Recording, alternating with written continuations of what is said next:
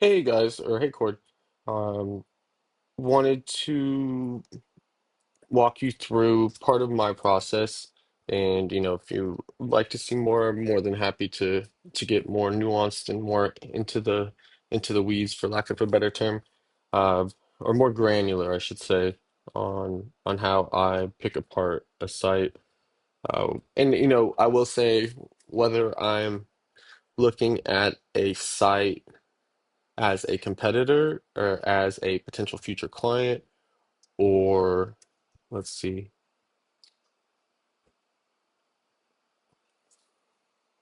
whether I'm looking at a site as a competitor or as a future client can vary in what exact process I would say I follow. But when it comes to looking at competitors, and from the information at least that you provided me, and this being as massive as a site as it is, there's some steps in here that I would not normally take. And so I was going to start with the SEMrush report and walk you through that, walk you through how I look at that. But first, I wanted to double check exactly how many pages they have. And normally I would go and look at their sitemap, because 90% of sites have their sitemap at this URL. They do not. So I just went to page counter website. I Googled that and pulled their sitemap from here. And it does confirm they have 177,000 and some change. And then normally on a smaller site, this would be their sitemap in of itself. Not to say that this isn't, but you can kind of think. So normally their pages, slash about slash contact would be here. Nonetheless, because how big of a site it is, they need some way to organize it a little bit better. And because sitemaps can, I don't know if it's well, I don't think it's that they can't be a huge file, but they're just not supposed, it's not good for it to be a huge file. One reason also is because Google has a what's called a crawl budget. I'm sure you're probably familiar with it, but just in case, so that is exactly what it sounds like. It's Google will only allocate so much of a crawl budget to every site, and the newer the site you are, or the newer you are, the less crawl budget you receive.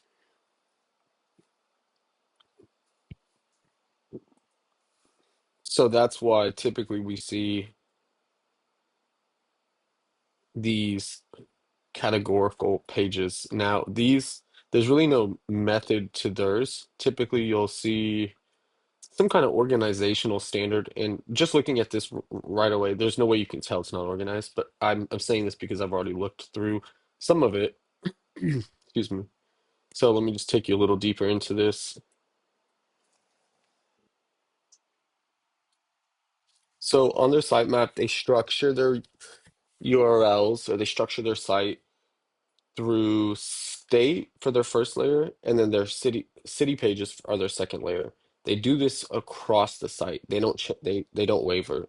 It's state, then city, and they they skip over what would be a better structure. They skip over using their product and their first layer. The reason for that is the crawl budget. Google only is going to allocate so much crawl budget to them, and they want to index as fast as possible with as many pages as possible. There's pros and cons to this. The pro being that you're going to index that much faster with less time waiting around, and the better your site becomes over time, the better your crawl budget is, or the larger it becomes. So they're going to continue to index pages at a high rate. They're already showing that, and there's nothing. I would say if they have a substantial amount of content that's unique to each individual page, they will run into no issue at all. And as long as there's some variance from page to page, and there's not just the content, well, the content definitely, but the structure of the page too, you need some variance in reality. Now, here's the thing though. At the end of the day, your industry, digitally speaking, in terms of wherever you're trying to rank for or whatever you're trying to rank for, if the other sites out there aren't that great, then that's your benchmark. All you have to do is be better than that. So if they're all mediocre, you just have to be one step ahead of mediocre. That also dictates in a way of who and how you could get a violation from Google if you're breaking one of their policies. And what I mean by that is specifically in 2024, Google released policy. I forget the exact, oh, scaled content abuse is the name of the policy. And it's to try to prevent mass content publishing, or as well as, automated mass content publishing, whether it's manual, automated, AI, any of them, they don't want that. They want your focus to be on the end user and the product or the quality of your site and your content. And so this is where that, like I mentioned, this plays into that too. So if every site out there isn't that great, then you're less likely to get a violation. And so how is their page structured, or how is their content, right? This- So they have their first portion of the page with unique content from here to here. It's about 400 words roughly. I plugged it into a word counter. It's around 410 on this page in particularly.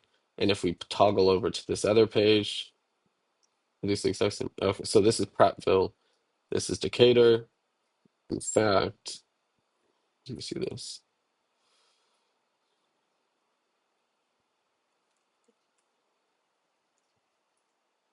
I mean, actually, this isn't even that unique. I mean, this is the same paragraph.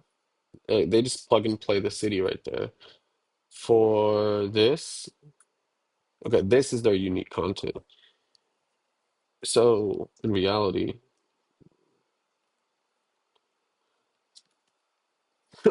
so 297, right? This one probably has 350. If you scroll down, they have their products, but they're the same on each page. Even if they're different products, it's still the same structure. It's the exact same. So, and then here, off first impression, you may think it's unique to the city. It's not. It's plug and play with their city. So this would be a site that would be easy to beat with solid quality content. And what I would say is well, here, let me jump over to the SEMrush report. So they have 2,800 monthly users, or they 2,800 in monthly traffic. They have 3,000 backlinks roughly. They look like they are having healthy growth from last year, or from, sorry, 2024 to now. Their search traffic is broken down right here. That's pretty straightforward, so I'll jump over that. Their keyword distribution, now here's where I would say this isn't typical. They have 29,000 keywords that they rank for, give or take, a little over 29,000. You would expect to see on a healthy site 3% to 4.5% in the 1 to 3 bracket. Now, the percentages for the rest of these brackets, I can't tell you the exact percentage off the top of my head because, at the end of the day, my goal is to get as many get it ranked for as many keywords as possible, right? So this is what I'm aiming for every time. But nonetheless, the spread is skewed because of the fact that they're so far away from the benchmark of where they should be for this rank one through rank three bracket. So for their competitors, they stand out from the pack, and they stand out from the pack because of the massive amount of pages that they have got indexed. And we're seeing this play out right here. Here's the competition. Here's where they are. Now, here's the thing. You would expect this to be this, you would expect this to correlate 1 to 1, or at least more so than this, right? Like, excuse me, you would think given more organic keywords, they would be receiving more organic traffic. Now, it's not to say that what they're doing isn't working. It could end up working very, very well for the time being if they really get it together with some more of these metrics I'm about to dive into. Excuse me. So, of their search traffic, they are 5.5% are people searching for their name exactly, Dayton Barnes. The rest is non-branded. They're not running any paid ads. All right. One thing I wanted to touch on, let's see, of their backlinks, they have 2.7K of just around 3,000 as do follow backlinks. That's not typical. That ratio is indicative of purchasing backlinks. It's not or I'm sorry, it's more so indicative of an unnatural backlink build out. You typically see 20%, 30% do follow, and that's a more healthy ratio, and it's going to have the best impact on a site because of that, because of the fact that it's more organic appearing, or it's organic in nature, I should say. Now, from their backlinks, though, a lot of these are crappy directory backlinks that are free directory backlinks. They're free. They're not even, sometimes you'll see directories and they, like Chamber of Commerce, for example, has those Chamber of Commerce in each city have a directory, and those directories cost at least $400.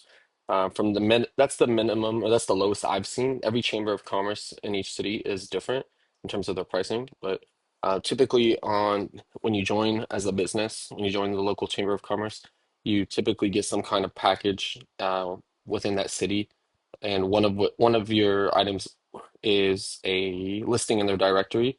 Now, these backlinks have weight. They definitely impact the site. They can, jump you a couple ranks. And if your site's super well structured and you're just missing that offsite piece to the puzzle, I mean, you could jump several pages even well, you could jump from page four to page bottom of page one from just one backlink. It just, that's a less common scenario, but yeah, I mean, they really do have weight behind them. They just cost money. Now, this is the furthest thing from from that type of backlink, and they have hundreds of them per directory.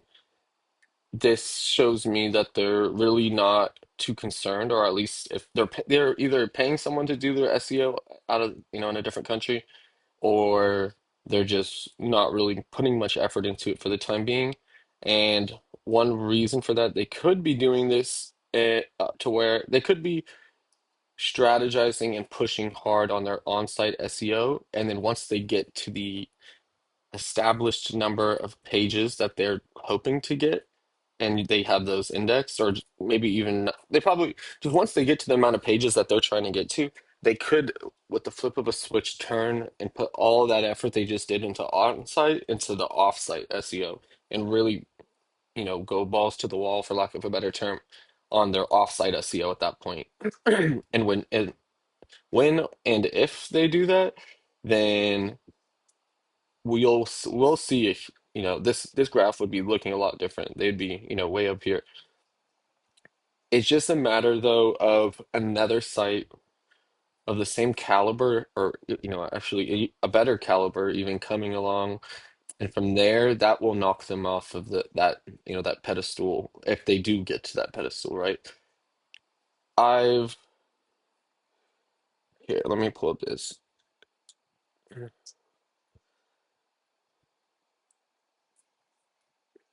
I've looked at ShedHub's backlinks before, and it's nothing, I wouldn't say it's anything unbeatable by any means. Hold on.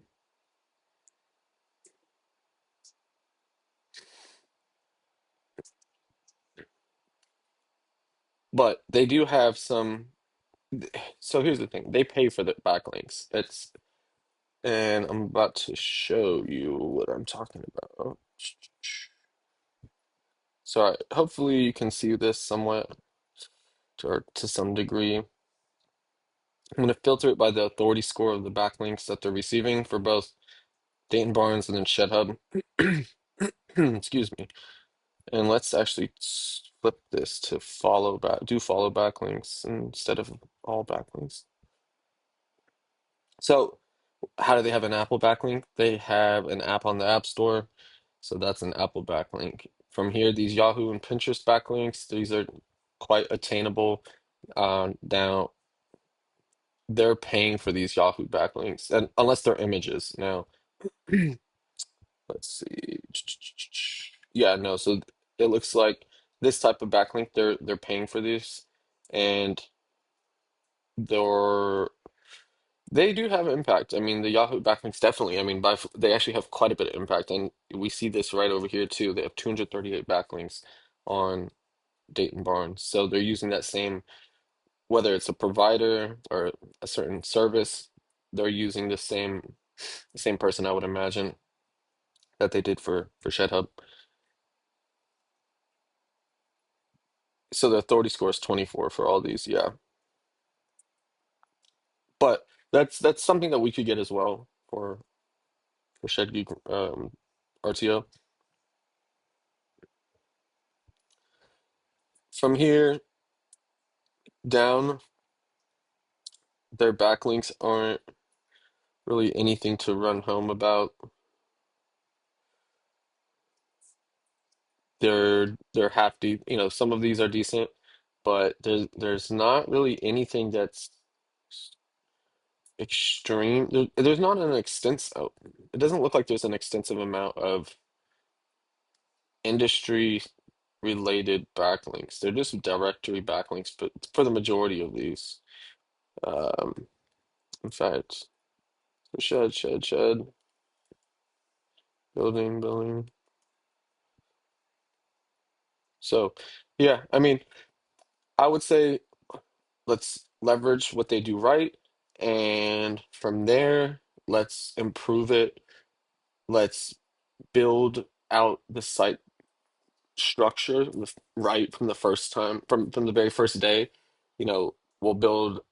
I can send over a visualization, but the best structure is going to be product, state, and then city. So the products we sell, the states, and then the cities that we sell them in, and each state and city page having unique content that's geographically related to that area.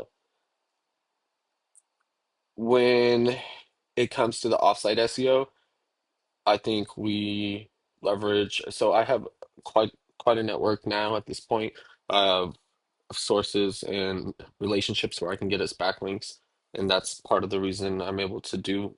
Um, that's part of the reason I'm successful as I am with SEO. Nonetheless, I only know what I know, and that kind of ties into, I can only get the backlinks that I can get, and then we could leverage paid premium backlinks. Now, this isn't as straightforward or simple as just going and Googling paid backlinks, because the majority of those sites are either spammy, or your backlink or your link will only be up there for 20, 30 days, and then it disappears and you can't get your money back. So, but I do have quite a set of paid or premium, I use those terms interchangeably, of paid backlinks that we could use, and they have quite an impact.